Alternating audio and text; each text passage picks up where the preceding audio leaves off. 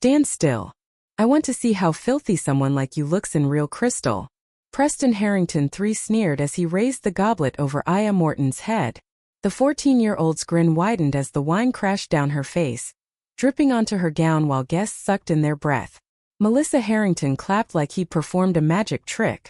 Good boy, Preston. She fits the part now, she crowed, lifting her phone to film. Gregory approached, eyes cold. Try not to stain the carpet. These galas weren't designed for your kind. Aya didn't move, and none of them understood they had just drenched the one woman capable of collapsing their empire with a single decision.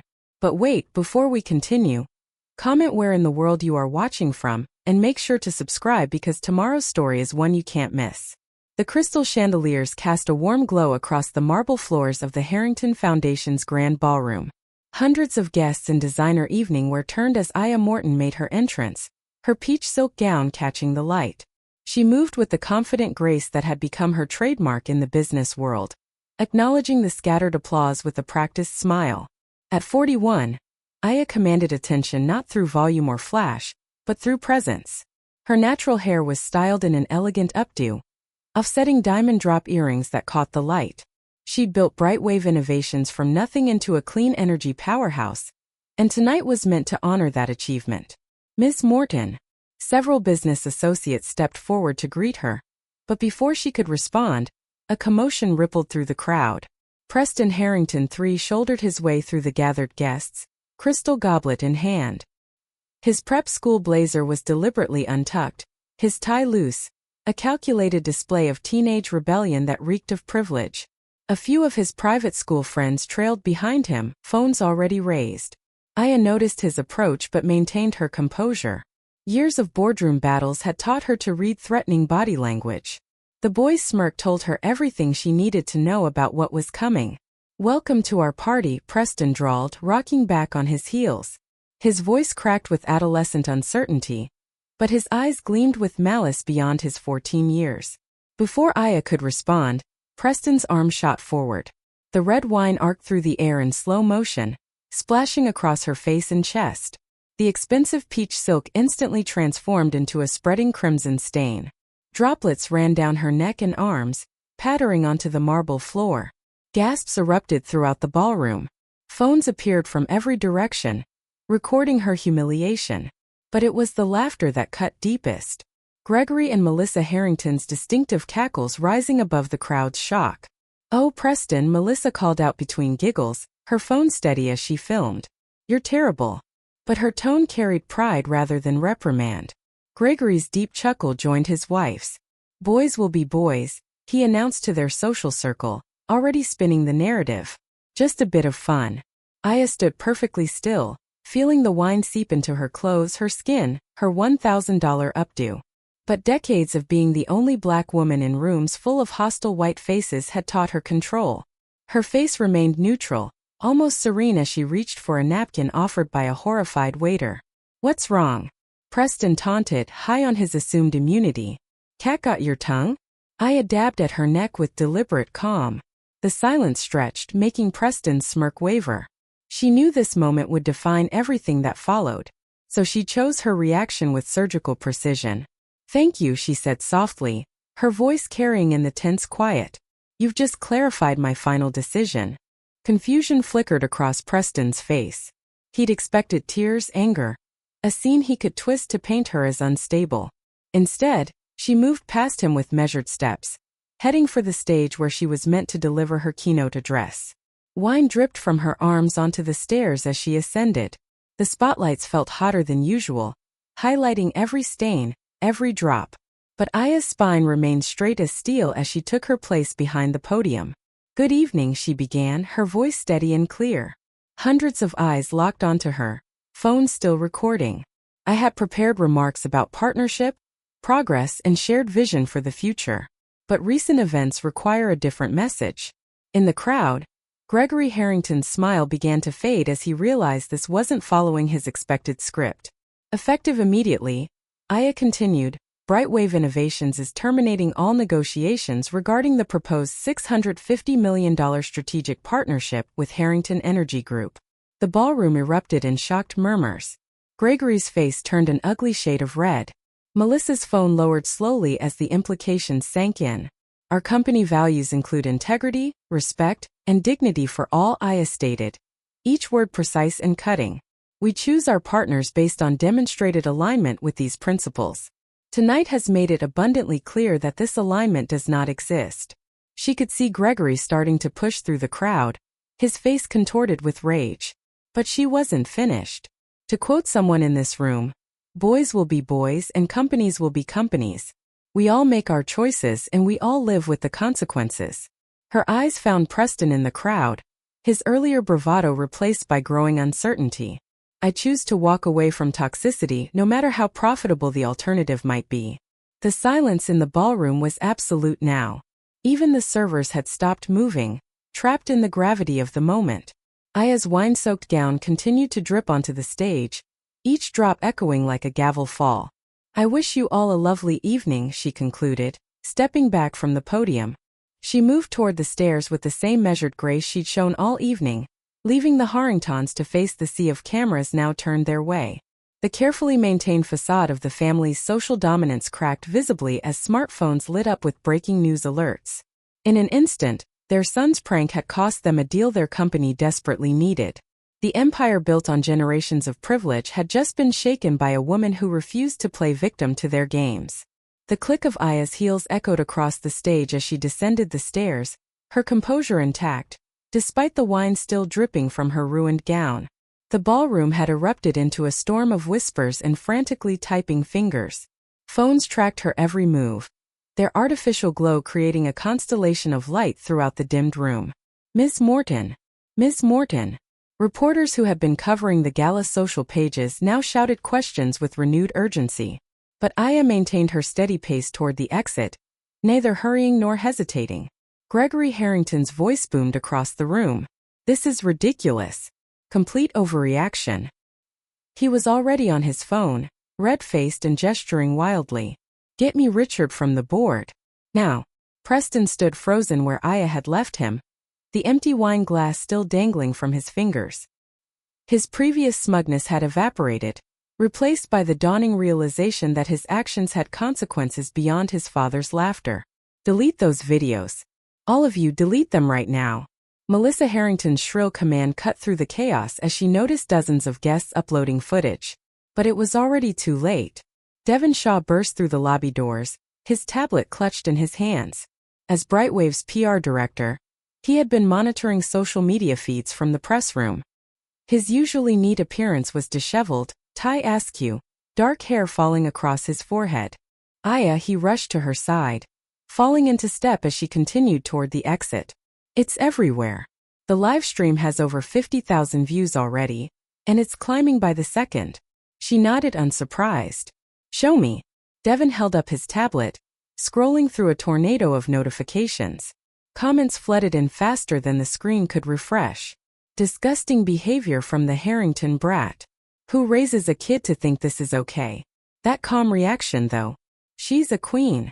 Time to investigate the Harringtons' history with minority employees. Twitter's exploding, Devon reported, his fingers flying across the screen. Major news outlets are picking up the story. CNN, MSNBC, Fox, they're all running with it. The clip of you announcing the deal cancellation is trending even faster than the wine incident.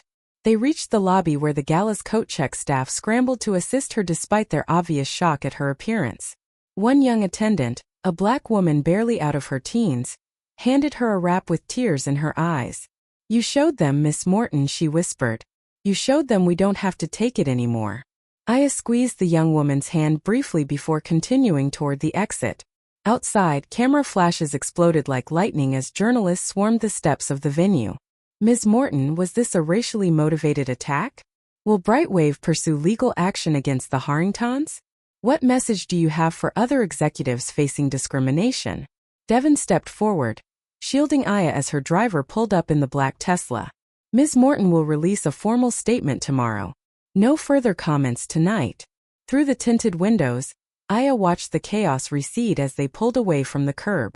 Her phone buzzed constantly with messages from board members, industry colleagues, and journalists. She silenced it, finally allowing herself to feel the weight of the evening. The Harrington stock is already dropping in after-hours trading, Devon reported from the seat beside her, still monitoring the fallout. Their Asia markets opened 20 minutes ago, and it's not pretty. Gregory's trying to spin it as a tantrum on your part, but nobody's buying it. The video speaks for itself. Their PR team will push back hard tomorrow, Aya said, watching the city lights blur past. Have our legal department ready. Gregory won't take this lying down. Already on it. But Aya, Devon hesitated.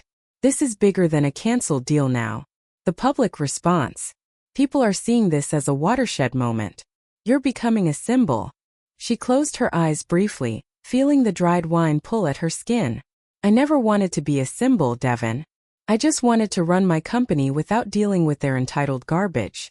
The car pulled into her building's private garage, where the security team had already doubled their presence in anticipation of paparazzi. The private elevator whisked her to her penthouse apartment, where she finally allowed her shoulders to drop slightly. Get some rest, Devon advised, checking his phone one last time. Tomorrow's going to be intense. I'll have a full media strategy ready by 7 a.m. Alone in her apartment, Aya finally peeled off the ruined gown, letting it pool on the marble floor of her bathroom.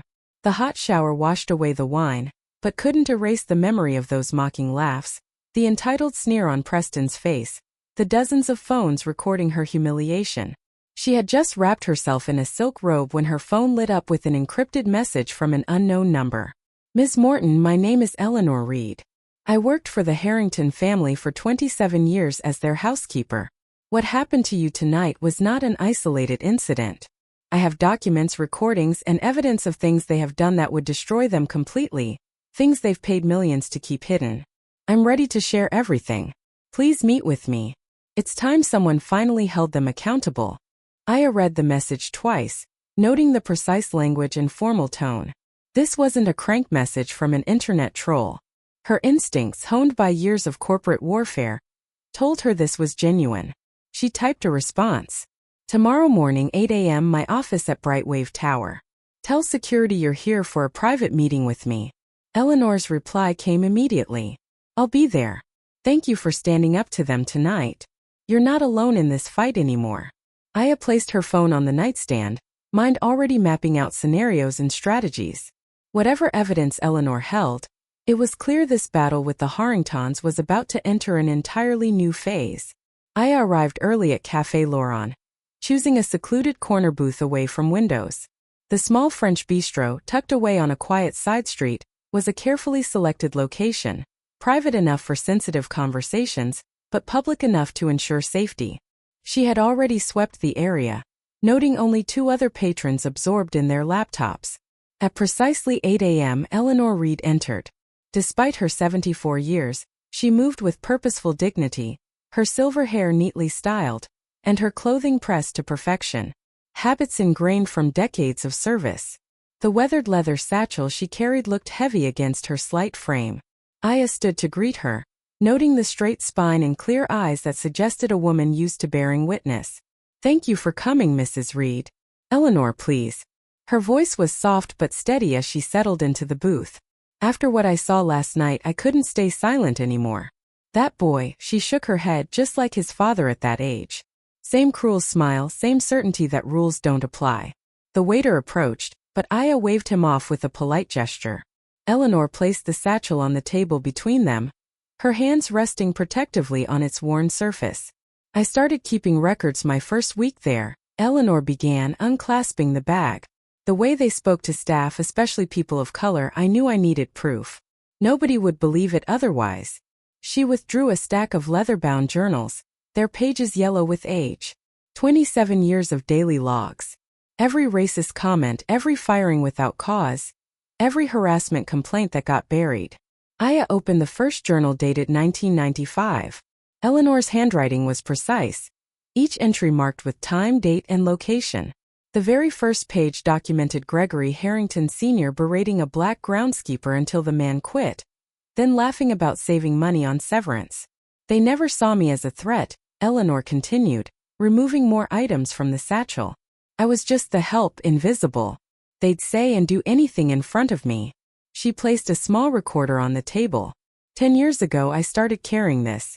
The things they discussed over dinner. She pressed play. Gregory Harrington's voice filled their corner, discussing how to force out an Indian executive who discovered accounting irregularities. Plant something in his office, he'd said. Everyone knows those people can't be trusted with money anyway. Aya's jaw tightened. How many recordings? Hundreds. But that's not all. Eleanor produced a manila envelope stuffed with photographs. Private parties, board meetings, family gatherings, the things they'd laugh about, the deals they'd brag about breaking. They spent the next hour reviewing documents chronologically. Eleanor's meticulous organization revealed patterns of discrimination, financial manipulation, and calculated cruelty spanning generations. Photos showed Preston's father teaching him to mock domestic staff, encouraging his worst impulses. But this, Eleanor said, finally withdrawing a thick folder. This is what you need most. She spread out internal memos and financial documents. They've been embezzling from their own company for years. That deal with Brightwave. They needed it to cover hundreds of millions in missing funds before the next audit. Aya studied the papers, her business training spotting the careful manipulation of numbers. They were going to use our clean energy partnership to hide their theft. Gregory Jr.'s gambling debts, Eleanor explained. Melissa's shopping addiction, private jets, hidden properties, bribes to keep other scandals quiet. They've built their whole lives on other people's broken dreams. More documents emerged. Correspondence proving the Harringtons had destroyed evidence in discrimination lawsuits, forged signatures on settlements, paid off judges. Eleanor had photographed every page, recorded every conversation, preserved every scrap of proof. Why now? I asked gently. After keeping this for so long? Eleanor's hands trembled slightly. My granddaughter sent me that video last night. Watching you stand there dripping with wine while they laughed. She pressed her lips together. I saw myself 30 years ago, staying quiet while they hurt people. Staying quiet to keep my job, to protect my family. But seeing you refuse to break, it woke something in me. I'm too old now to fear their retaliation. Aya reached across the table, covering Eleanor's weathered hands with her own. They'll try to discredit you. Try to paint you as a disgruntled employee. Let them try, Eleanor's voice strengthened. Every document is dated. Every photo has metadata. Every recording is timestamped. I knew someday someone would need to expose them. I made sure everything would hold up in court. They spent several more hours reviewing the evidence. Eleanor's documentation was forensic in its detail. Dates, times, witnesses, consequences. She had even tracked which employees were forced out, documenting their struggles to find new jobs after the Harringtons blacklisted them. They destroy lives for sport, Eleanor said, showing Aya a photo of Preston at age 6, throwing food at a maid while his parents applauded. They raise their children to think cruelty is their birthright. As afternoon light filled the cafe, Aya finally sat back, processing the magnitude of what lay before her. This wasn't just ammunition for a corporate fight. It was evidence of decades of criminal behavior that had gone unchecked because of wealth and influence. I'll protect you, Aya promised, meeting Eleanor's steady gaze. We'll do this right. Every document verified, every recording authenticated, and then we'll bring it all to light. Not just for what they did to me, but for everyone they've hurt. Eleanor nodded, relief visible in the slight softening of her shoulders. It's time someone showed them they're not above the law. That money can't buy them out of everything. The afternoon sun cast long shadows through Brightwave's glass-walled conference room, as Aya spread Eleanor's documents across the polished table. Devon Shaw paced behind her, scrolling through social media reactions on his tablet. Marisol Trent, their chief legal counsel, methodically sorted the evidence into categories, her expression growing darker with each new revelation. The scope of this is staggering, Marisol said, holding up a particularly damning financial document. Tax fraud, embezzlement, witness tampering. They've been operating like a criminal enterprise masquerading as a corporate dynasty. Devon paused his pacing. The public's still solidly on our side after last night. That video hit 30 million views. Corporate watchdog groups are calling for investigations into. His words cut off as his tablet chimed. Then Aya's phone buzzed. Then Marisol's.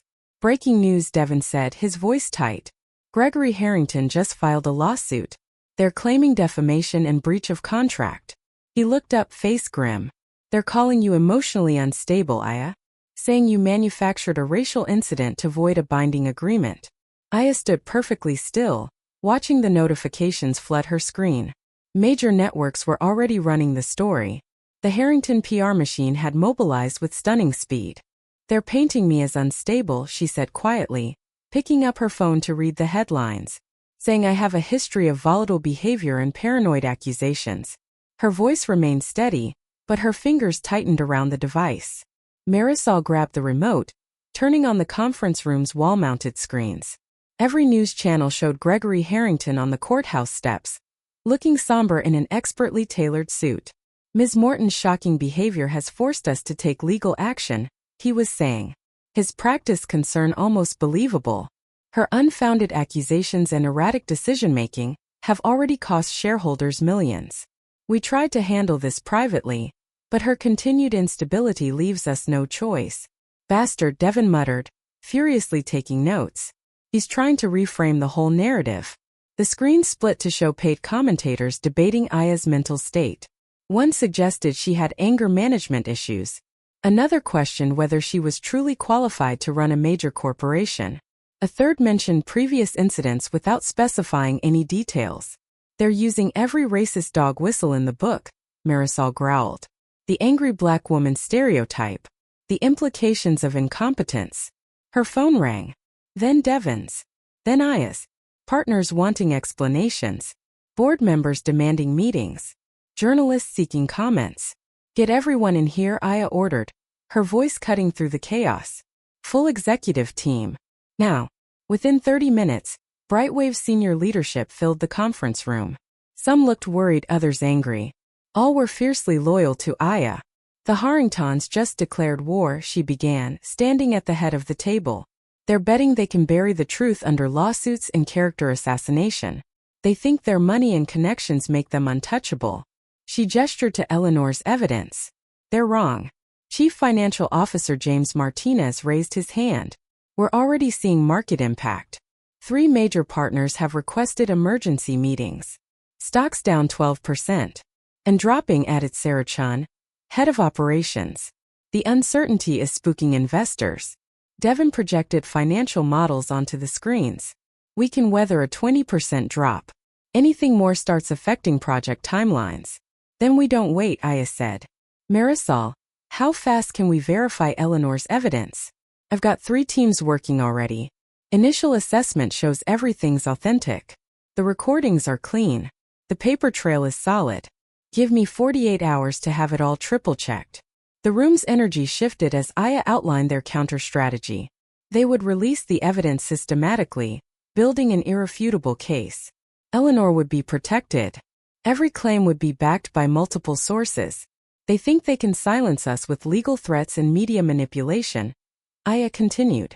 "But truth doesn't need spin. It just needs sunlight." Heads nodded around the table. Someone started clapping. Soon the whole room joined in. A spontaneous show of support that made Aya's throat tight with emotion. The meeting continued past midnight. Teams coordinating responses and securing data. Security protocols were upgraded. Legal preparations accelerated. Through it all, Aya remained focused, directing resources and adjusting strategies as new attacks emerged. Finally, close to 1 a.m., she returned to her penthouse. The city lights sparkled below her floor-to-ceiling windows, beautiful and distant. She changed into silk pajamas, trying to unwind, but her mind kept racing through scenarios and contingencies. At 2 a.m., she still lay awake, staring at the ceiling. The whir of helicopter blades cut through the night. News crews circling, hoping to catch something they could use against her. Their searchlights occasionally swept past her windows, casting strange shadows. She grabbed her phone, checking the latest updates. More attacks, more planted stories, more carefully crafted lies designed to make her look irrational and dangerous. The Harringtons were mobilizing every resource, calling in every favor, determined to destroy her before she could expose their crimes. The helicopters grew louder, their blades chopping through the darkness. Aya watched their lights dance across her ceiling, remembering Eleanor's words about staying quiet in the face of injustice. But she wasn't staying quiet. She wasn't backing down. Let them circle, she thought. Let them watch. The truth was coming, and all their money couldn't stop it. The helicopters continued their relentless orbit, filling the night with their mechanical heartbeat. Dawn broke over the city as Aya stood before her bathroom mirror, meticulously applying her makeup. Each movement was precise, practiced armor for the battle ahead. Her navy silk blouse and cream blazer projected calm authority. No trace remained of yesterday's wine stains or sleepless night. Her phone buzzed with a text from Devon. "Cars downstairs. Sandra Holt's team is ready." Sandra Holt wasn't just any journalist. In her 40-year career, she'd interviewed presidents and exposed corporate scandals. She was known for her unflinching integrity and laser-focused questioning. This would be no softball interview. Aya's private elevator descended to the garage where her security team waited. News vans still crowded the street entrance, but they'd planned for this. The car took a private exit, emerging blocks away where no cameras waited. 20 minutes to the studio, her driver announced. Aya reviewed her notes one final time, though she'd memorized every detail. This wasn't just about defending herself. It was about confronting generations of normalized discrimination, hiding behind wealth and privilege. The studio lobby was deliberately empty when they arrived. Sandra's team ensuring privacy. A production assistant led Aya to makeup, where the artist made minor touch-ups. 5 minutes, Ms. Morton, the floor director, called. Sandra Holt appeared, elegant in charcoal gray, her silver hair perfectly styled. "Thank you for being here, Aya," she said warmly. "Are you ready?" "Always," Aya replied with a slight smile. They took their seats under the bright studio lights. The camera operators moved into position. Sandra adjusted her earpiece as the director counted down. 3, 2, 1. "Good morning," Sandra began, her voice carrying decades of gravitas. "I'm Sandra Holt, and today we're speaking with Aya Morton, CEO of Brightwave Innovations, about an incident that has sparked national debate on privilege, accountability, and racial dynamics in corporate America." She turned to Aya. "Thank you for joining us." "Thank you for having me, Sandra. Let's start with Tuesday night. You were at the Harrington Foundation Centennial Gala being honored for your work in clean energy innovation. Walk us through what happened."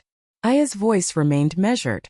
"I had just arrived when Preston Harrington III approached me. Without warning or provocation, he poured a full glass of red wine over my head. His parents, rather than intervening, filmed the incident while laughing. And this was caught on video. Yes, multiple guests recorded it. What went through your mind in that moment?" Aya paused, choosing her words carefully. "I thought about every person who's ever been humiliated by those who believe wealth puts them above consequences. Every professional who's been dismissed or degraded because they don't fit someone's image of authority. It wasn't just wine on my dress. It was a public display of contempt masquerading as entertainment." Sandra leaned forward. "You responded by canceling a $650 million partnership deal with Harrington Energy. Some critics call this an overreaction." "Those critics mistake composure for weakness," Aya replied. "The incident simply confirmed what my due diligence had already suggested, that the Harrington organization's culture of entitlement and discrimination runs deep. It wasn't an impulsive decision. It was the right decision. The Harringtons claim you're using this incident to void a contract you were already planning to break. That's false. Our legal team has extensive documentation showing we were ready to proceed until that night. What concerns me more is how quickly they've tried to shift the narrative from their actions to my character." Sandra nodded. "They've questioned your emotional stability." "Yes," Aya said, her gaze direct. "It's a familiar tactic. When confronted with misconduct, attack the person who exposes it. Paint them as unstable, unreliable, angry. It's especially telling that they chose these particular accusations given their historical use against Black professionals who challenge power structures." "You're speaking about a larger pattern." "I'm speaking about experiences countless others have faced." The young intern told she's too aggressive for asking questions. The executive dismissed as difficult for demanding equal treatment. The professional whose legitimate grievances are labeled emotional to invalidate them. The interview continued, Sandra probing deeper while Aya articulated the broader implications with unwavering clarity. Social media exploded with support. Viewers called in, many sharing their own stories of workplace discrimination and entitled abuse. 3 hours after the broadcast, Gregory Harrington held an emergency press conference outside Harrington Energy headquarters. His face was flushed despite careful makeup, his usual polish cracking. "This is a calculated attack on our company's reputation," he declared, jabbing his finger at the cameras. "Ms. Morton is cynically weaponizing race to distract from her own contractual violations. We're filing additional lawsuits for defamation, and will pursue maximum damages." But his aggressive tone backfired. Commentators noted how he embodied the very entitlement Aya had described. His threats only amplified her message. That evening, as Aya reviewed media coverage in her office, an encrypted email arrived from an anonymous address. The subject line read, "Internal Harrington documents. Time-sensitive."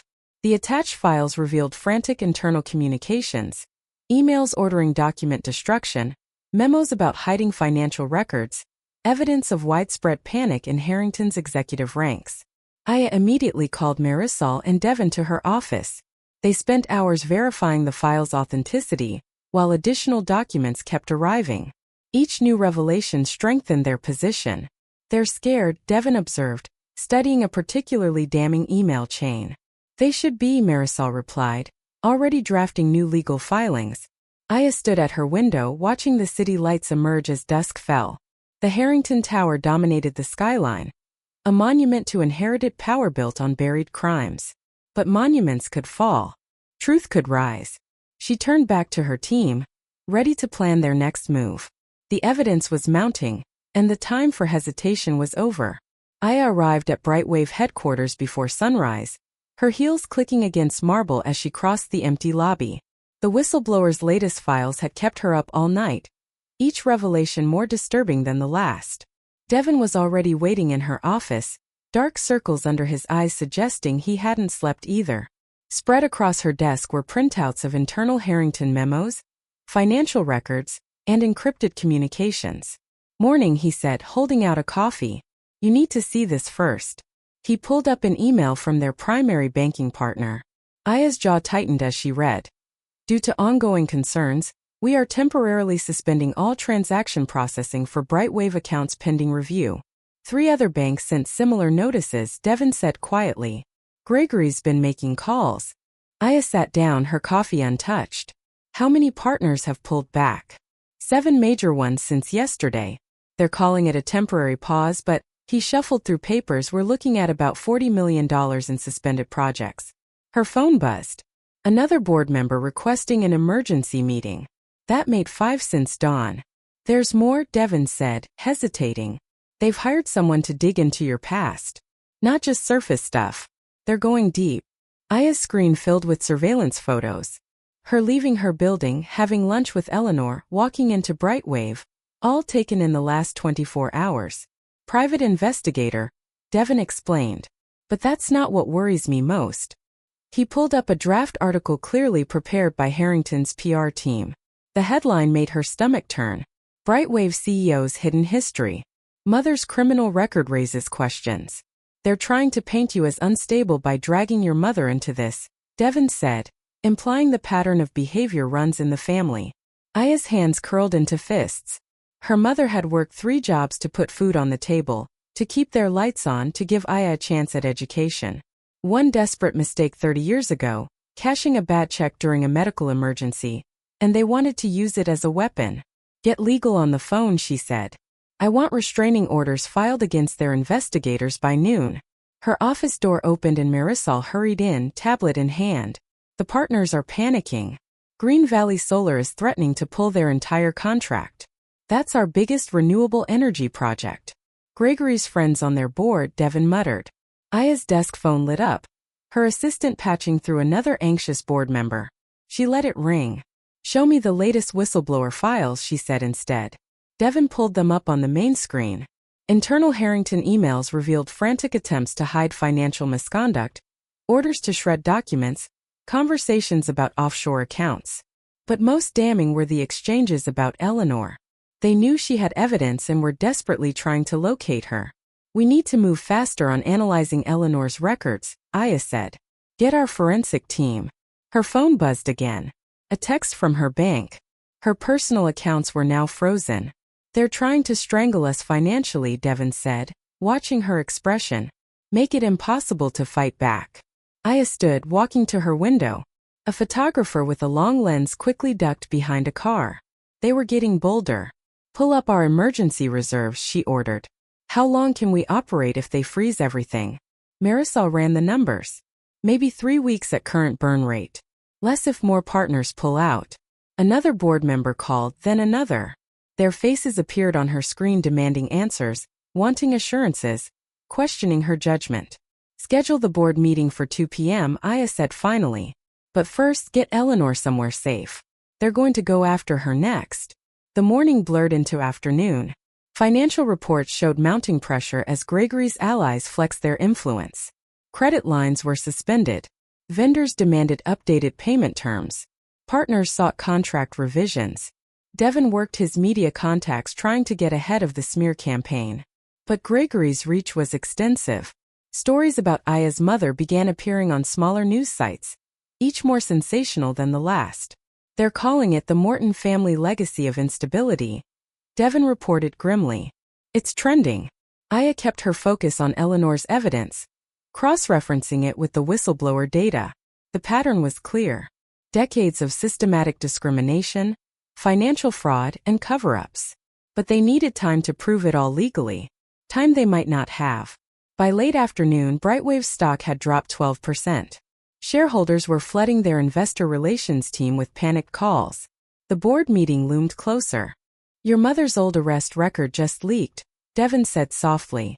They're spinning it into a whole narrative about. I know what they're doing, Aya cut him off. She'd seen this playbook before. Attack the family, question the background, destroy the credibility, make the victim look like the villain. Her security team reported more photographers outside. News vans began gathering. Social media exploded with competing hashtags. Stand with Aya versus Aya Morton meltdown. At 5:47 p.m., an anonymous text arrived. They're planning something bigger tonight. Be ready. The amber glow of sunset painted long shadows across Brightwave's executive floor, as Aya stood at the window of her secured conference room. Below, the first protesters had begun to arrive, their competing signs visible even from the 30th floor. Security had already sealed off the building's perimeter. They're gathering faster than we anticipated, Devon said, joining her at the window. Police estimate about 300 so far. Aya turned away from the growing crowd to face the room. Eleanor sat at the massive conference table surrounded by stacks of documents she protected for decades. 2 investigative journalists from major newspapers were already reviewing files. Marisol coordinated with a team of lawyers via video conference. Let's begin categorizing everything, Aya announced, taking her seat beside Eleanor. We need this organized before sunrise. The elderly woman's hands trembled slightly as she opened her weathered leather satchel. I kept everything sorted by year, she said. Her voice steady despite her shaking fingers.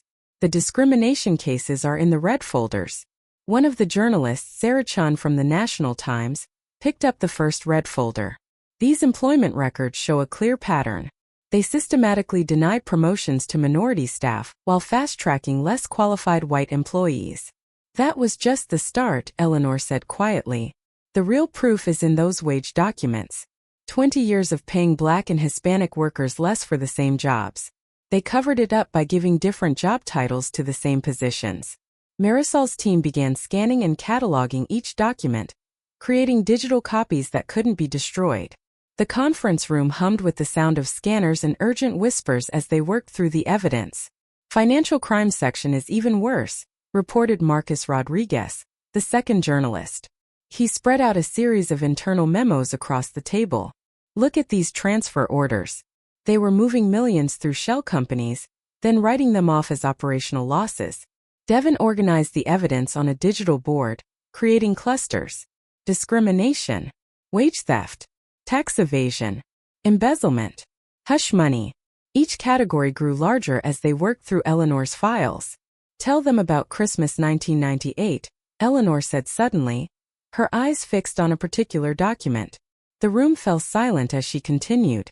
They fired Maria Torres 2 days before Christmas because she complained about sexual harassment. She had 3 children, couldn't make rent. They blacklisted her from every major company in the city.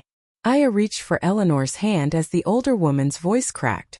That was when I started keeping records. I couldn't stop what they were doing, but I could remember. I could prove it happened. The lawyers on screen were furiously taking notes. These harassment settlements alone will trigger multiple federal investigations, one said. The pattern of cover-ups makes it criminal conspiracy. Outside, the crowd had doubled. Police lights flashed as officers set up barricades between the opposing groups. Chants echoed up from the street. Stand with Aya. Harrington strong. We need to release this simultaneously across multiple platforms, Devon advised, checking his phone. The Harringtons have already tried to injunct 3 smaller outlets from running stories about them. Aya nodded. Coordinate with all major networks. Time the releases so they can't suppress them all. Eleanor pulled out another folder filled with photos. These are from the company parties.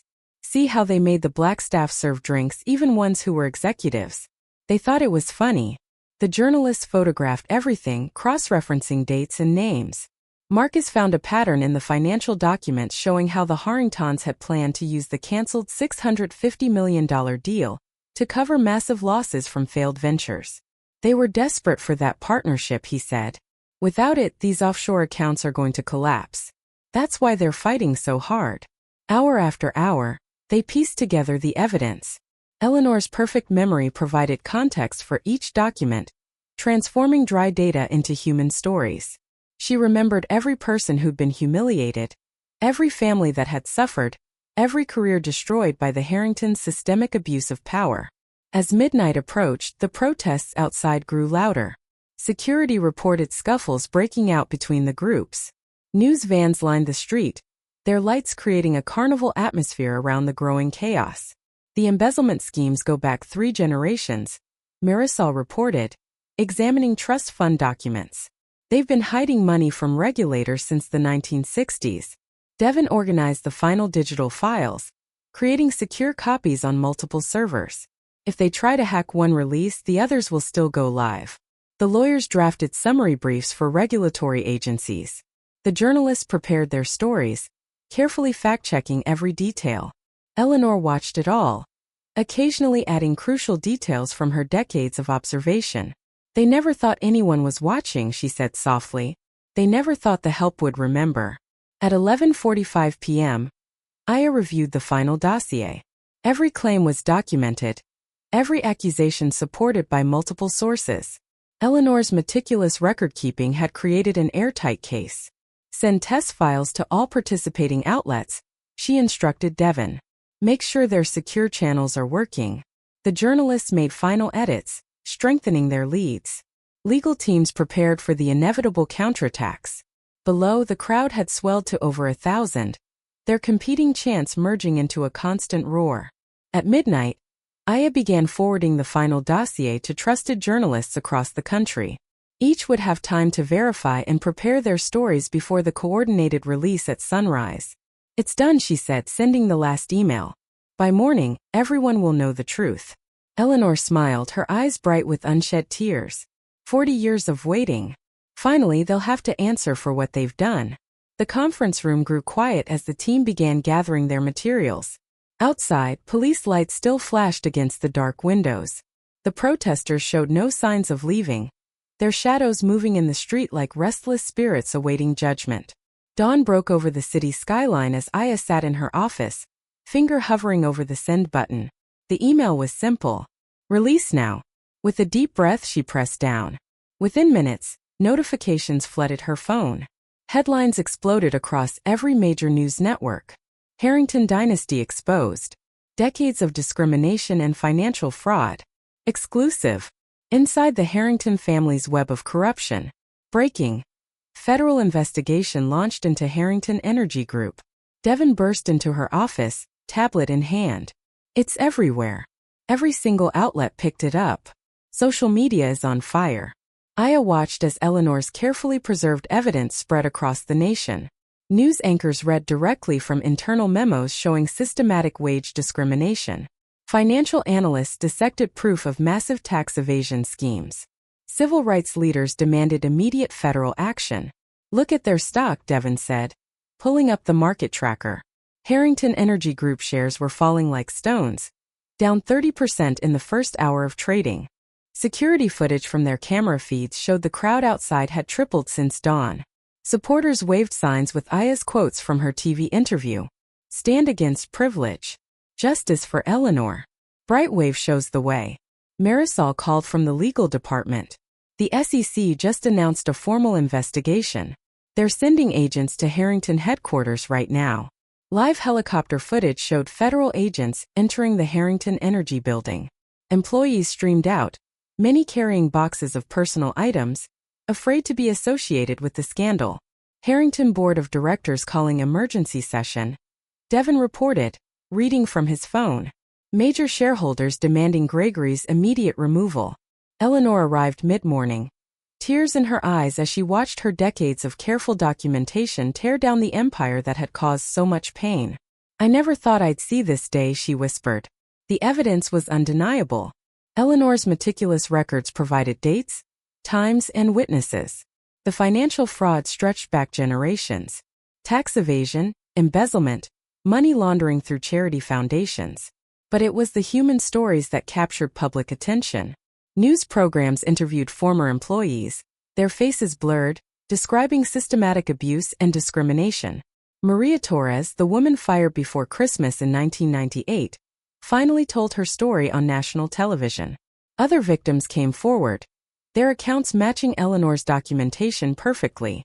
By noon, Harrington Energy stock had been temporarily suspended from trading after falling over 50%. Investment firms began publicly distancing themselves. Partner companies issued statements condemning discrimination. Gregory's been suspended, Devon announced, reading a press release. Board voted unanimously. They're appointing an interim CEO, while federal investigations proceed. Live footage showed Melissa Harrington outside their mansion screaming at reporters. This is a conspiracy. She manipulated that poor old woman. We built this city. Her perfectly maintained facade had cracked, mascara running down her face as security dragged her inside. Preston's private school released a statement saying he would take a leave of absence to focus on family matters. Photos circulated of him being rushed into a waiting car, his face hidden behind designer sunglasses. Aya's phone rang constantly. Supporters, investors, journalists. But she stayed in her office, watching justice unfold with quiet satisfaction. This wasn't just about her humiliation at the gala anymore. This was about every person the Harringtons had ever hurt. Federal agents just left Harrington headquarters, Marisol reported mid-afternoon. They took over 30 boxes of documents. Gregory's private office was sealed as a crime scene. Social media exploded with clips of Gregory being escorted from the building. His usual arrogant smirk replaced by tight-lipped fury. Hashtags trended. Harrington crimes. Justice for Aya. Eleanor the hero. The protest outside Brightwave had become a celebration. People danced in the streets, sharing stories of their own experiences with corporate discrimination. Civil rights leaders gave impromptu speeches about the power of standing up to systemic abuse. Eleanor's phone started ringing. Other former Harrington employees wanting to share their stories. They're not afraid anymore, she said, tears rolling down her cheeks. They can finally speak up. By late afternoon, the Harrington Foundation announced cancellation of all upcoming events. Corporate sponsors pulled their support.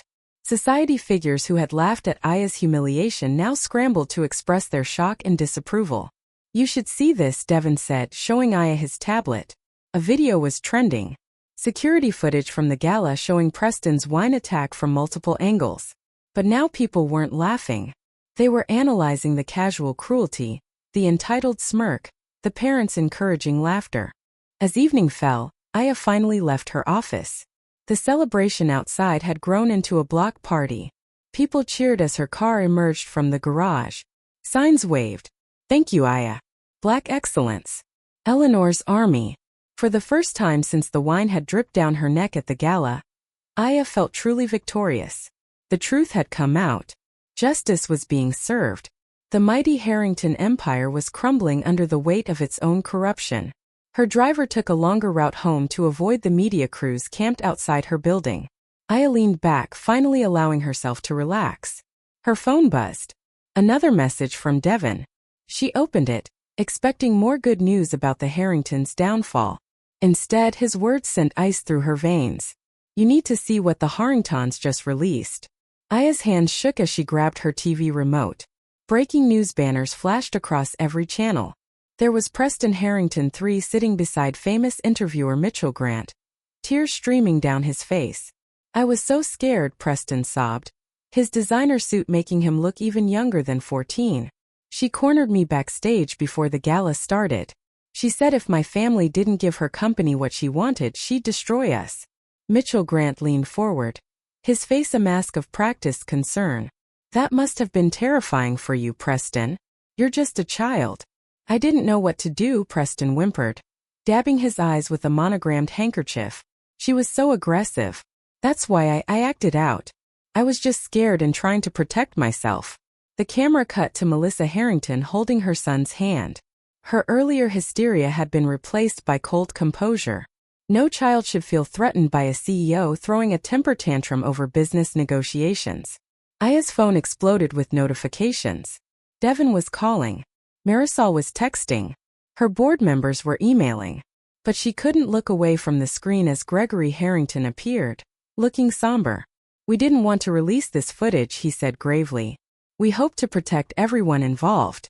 But given the vicious attacks on our family's reputation, we feel the public deserves to see the truth." The screen switched to grainy security footage. It showed what appeared to be Aya approaching Preston in a dim hallway, her body language aggressive. The timestamp matched the gala date. The figure's finger jabbed toward Preston's chest as he cowered against the wall. "Our security team enhanced the audio," Gregory continued. A distorted voice played. "Teach you what happens. Mess with me, your whole family." Aya's stomach lurched. She had never spoken to Preston before the wine incident. She'd never even seen him backstage.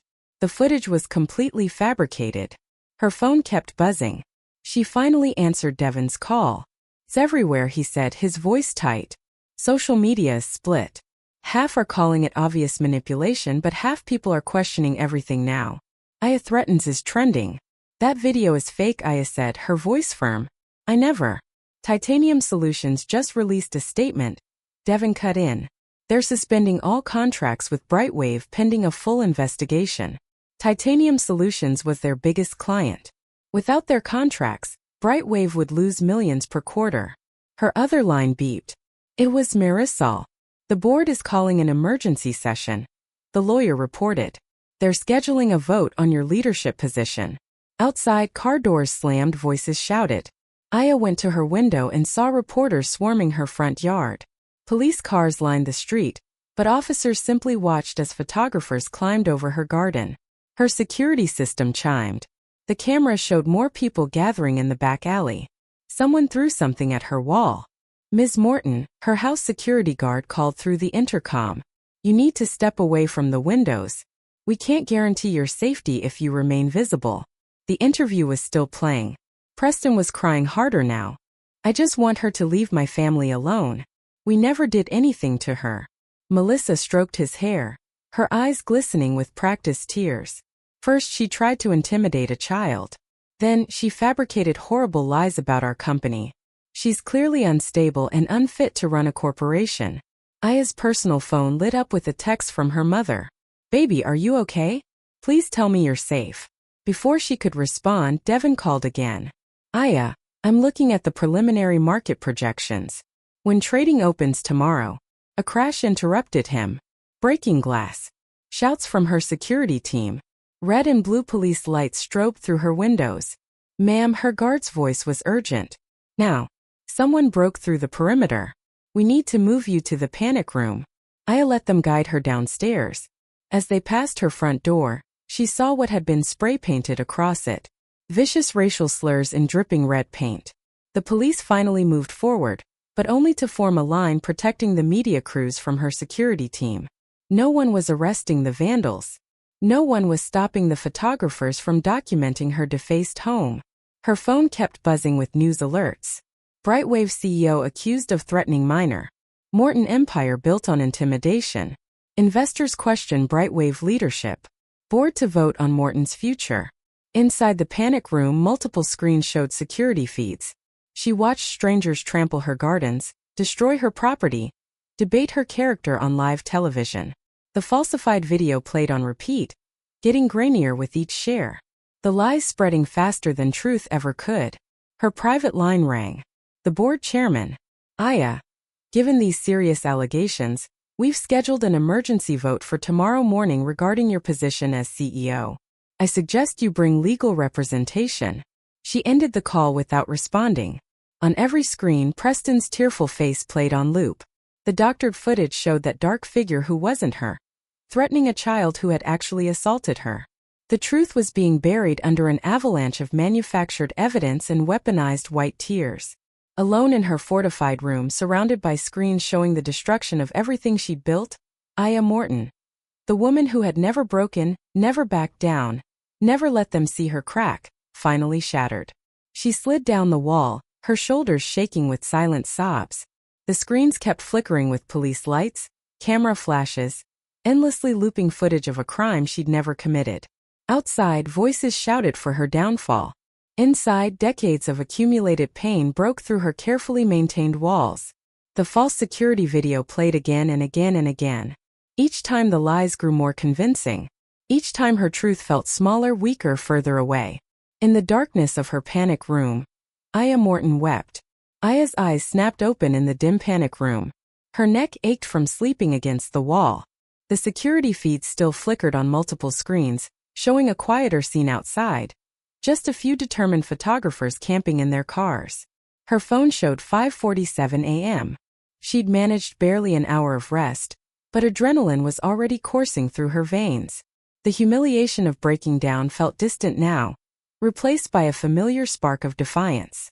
A gentle knock echoed through the reinforced door. Ms. Morton, her head of security, called. "Mr. Shaw and Ms. Reed are here." Aya smoothed her wrinkled clothes and checked her reflection in her phone. Even after everything, she wouldn't let them see her disheveled. Let them in. Devin burst through the door first, his usually pristine suit rumpled from a sleepless night.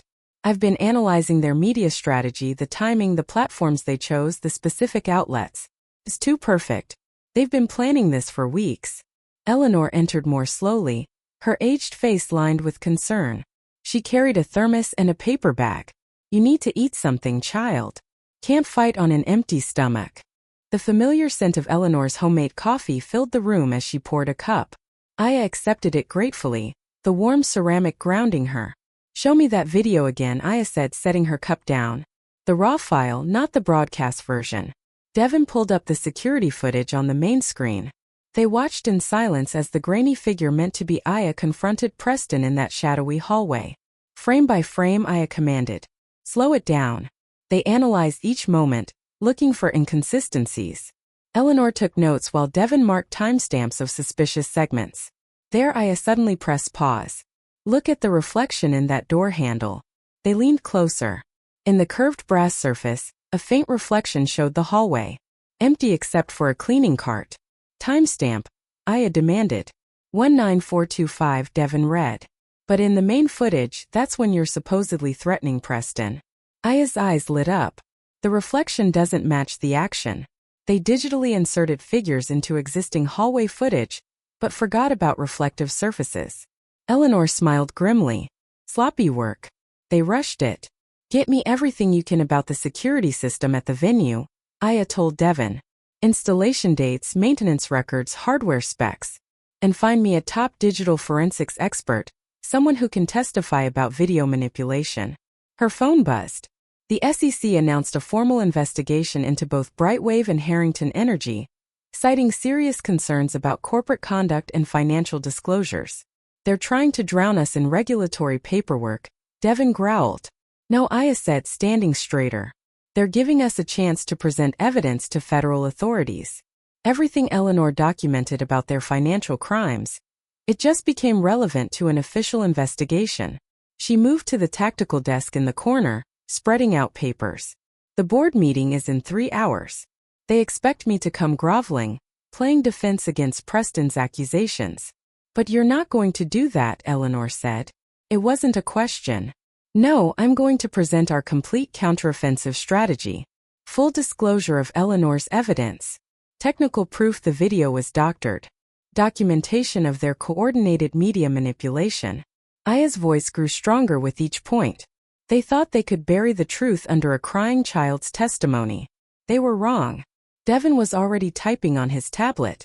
I'll start calling friendly journalists. We need to line up coverage that can't be killed by Harrington influence. Good, Aya nodded. But I want something bigger. Something they can't edit or spin. She paused, then declared. I want a live press conference tomorrow morning. No delays, no pre-recorded statements. Just me speaking directly to the world. Eleanor touched her arm gently. They'll try to stop you. They might even try to hurt you. They already tried that, Aya replied, gesturing to the security feeds showing her vandalized home. They threw everything they had at me last night. I broke down, yes, but I got back up. That's what they don't understand about people like us, Eleanor. We've been getting back up our whole lives. She turned to Devin. Get me the biggest venue available. I want capacity for every major network. No press passes for anyone tied to Harrington Holdings. Full security suite before we start. What about the board meeting? Devin asked, concern crossing his face. I'll give them their vote, Aya said firmly. But first I'll show them exactly what's coming. They can either stand with me while we expose decades of corruption, or they can try to replace me and watch their stock price evaporate when I release everything independently. She squared her shoulders, feeling strength flow back into her spine. The woman who had wept alone last night was still there. But she wasn't broken. She was transformed. Like steel through fire, she had emerged harder, sharper, more dangerous. Devin, start calling venues. Eleanor, we need to organize your files for maximum impact. I want a clear, irrefutable timeline of their crimes. Her phone buzzed again. More reporters requesting comments. More investors expressing concern. More social media debates about her character. Let them talk, she thought. Let them speculate and scheme and spin their lies. Tomorrow she would speak her truth, and no amount of manufactured evidence could drown out her voice. Morton, her security chief, called through the intercom. The car is ready whenever you want to head to the office. Aya gathered her materials, checked her reflection one final time, and lifted her chin. Time to remind them who I am. She scheduled the press conference for 9 a.m. the next morning. Knowing that timing would dominate the entire news cycle. It would be her moment to rewrite the narrative. Not through leaked videos or manipulated interviews, but through raw, unfiltered truth. As she prepared to leave the panic room, Eleanor pressed another cup of coffee into her hands. Make them regret every lie they told, the older woman whispered fiercely. Aya nodded, her resolve hardening into diamond. Tomorrow would be her final stand. But today she would lay the groundwork for justice. The morning sun cast long shadows across the hastily assembled outdoor stage. Camera crews jostled for position while hundreds of phones pointed upward like digital sunflowers. The air crackled with tension as Aya Morton emerged from the wings, her steps measured and deliberate. She wore a crisp white suit, a deliberate choice that highlighted the contrast with her wine-stained gown from the gala. Her heels clicked against the wooden platform as she approached the podium. Behind her, a massive screen hummed to life. Good morning, she began, her voice clear and unwavering. 3 days ago, a child poured wine on my head while his parents laughed. Today I'm going to show you why that moment wasn't just about ruined silk. It was about exposed corruption. She gestured to the screen where the Harringtons' doctored security footage began to play. This video was released yesterday showing what they claim was me threatening Preston Harrington III. Watch carefully. The footage rolled in slow motion. Aya directed attention to specific frames, her laser pointer highlighting key details. Notice the reflection in this brass door handle at timestamp 1942:15. While the main footage shows two people in heated confrontation, the reflection shows an empty hallway with only a cleaning cart. Murmurs rippled through the crowd. Technical experts in white lab coats stepped forward, presenting their credentials before walking the audience through metadata analysis. The video file contains clear markers of Adobe Premiere Pro editing software, explained Dr. Sarah Walsh, digital forensics expert. Timestamp data shows manipulation occurring at 3:47 a.m. yesterday morning, hours before its release. Aya clicked to the next slide. But this isn't just about one doctored video. This is about decades of systematic abuse and corruption. She motioned off stage. Ms. Eleanor Reed, please join me. Eleanor walked slowly to the podium, carrying her weathered satchel. The elderly woman's hand shook slightly as she withdrew a stack of notebooks. For 27 years I worked in the Harrington household, Eleanor's voice carried clearly across the hushed crowd. I documented everything I witnessed. She opened the first journal. March 15, 1995. Gregory Harrington ordered me to falsify cleaning staff payroll, deducting hours from immigrant workers who couldn't protest. She continued reading entries, each more damning than the last. Recordings played over the speakers. Gregory Harrington's voice crystal clear as he ordered evidence destroyed, threatened employees, and discussed illegal financial schemes. Aya stepped forward again. What you're hearing isn't just workplace misconduct. It's organized criminal activity. She clicked through financial documents. These records show systematic wage theft exceeding $12 million. These memos detail intentional discrimination in hiring practices. And these emails, she paused for effect, proved the Harringtons planned to use our partnership to hide embezzled funds. Gasps erupted as she displayed internal correspondence about the $650 million deal. They never intended to honor our contract. They needed it to cover missing money before their next audit. The evidence mounted methodically.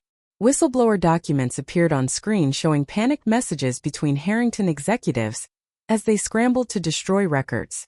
Security camera footage revealed teams shredding documents late into the night. But perhaps most disturbing, Aya continued, is their response to being exposed. She pulled up photographs of her vandalized home, the racial slurs clearly visible. When they couldn't silence me with lawsuits, they resorted to hate crimes. When they couldn't bully me with financial pressure, they attacked my character with manufactured evidence. She faced the cameras directly. To my board members watching, this is why I cannot be removed as CEO. Not because I cling to power, but because removing me would reward criminal intimidation. It would tell every corrupt dynasty that they can maintain control through fear and fabrication. The crowd had grown so silent you could hear the wind rustling through nearby trees. Phones remained raised, live streaming every word to millions watching globally. I stand here today not just as Aya Morton, CEO of Brightwave Innovations, she declared. I stand as every person who has been told to stay quiet in the face of injustice. Every worker who has been cheated. Every voice that has been silenced by power and privilege. Eleanor stepped forward again, placing a final stack of documents on the podium. These are copies of everything. All evidence has been provided to relevant authorities. As if on cue, dark vehicles with federal markings began moving in the distance, heading toward Harrington Energy's headquarters. Aya noticed them but kept her focus on the crowd. The time for backroom deals and buried truths is over, she said firmly. Every document presented today is being made public. Every recording will be available for verification. Let other corporations take note. You cannot hide corruption behind manufactured outrage. You cannot bury justice under false accusations. She gathered her materials, standing tall. Thank you for your attention. There will be no questions at this time, as all evidence is now part of an active federal investigation. The reporters erupted in shouts and questions, but Aya turned away from the podium. She helped Eleanor collect her journals, supporting the older woman's elbow as they walked off stage together. Behind them, the massive screen displayed a frozen frame of the doctored video, its fatal flaw highlighted for all to see. As they reached the wings, Devon rushed forward with updates.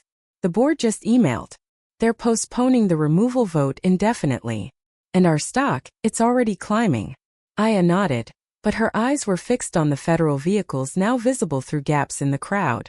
The wheels of justice were finally turning, grinding slowly but inexorably toward Harrington Energy's gleaming corporate towers. Eleanor squeezed her arm. They thought they could break you, she whispered. They forgot something important, Aya replied, watching the agents approach. Truth doesn't break. It only gets stronger under pressure.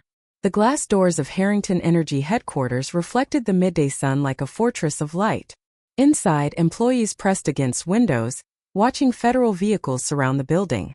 Agents in dark jackets moved with practiced precision, securing exits and establishing a perimeter. Gregory Harrington stood in his top-floor office, yanking open desk drawers and stuffing papers into his briefcase. Sweat darkened his collar as his hands trembled, dropping documents across Italian marble floors. Security cameras captured his desperate movements as he grabbed his phone, barking orders. Shut everything down. Delete the servers. I don't care about protocols.